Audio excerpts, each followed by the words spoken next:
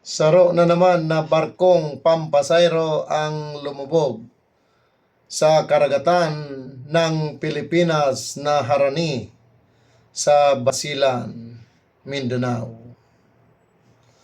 Ayon sa report, ang barkong nasabi ay pag-aari ng Allison Shipping. Ang barko ay hali sa Zamboanga, pasiring sa Hulu-Sulu, na mayroong passenger na 332 at 27 na tripulante.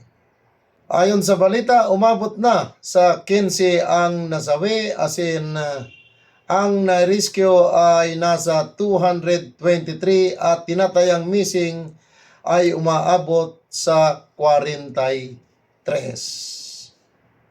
Sa kasalukuyan ay inaalam pa kung ano ang naging dahilan ng paglubog ng nasabing barko. Ay posibleng overloading.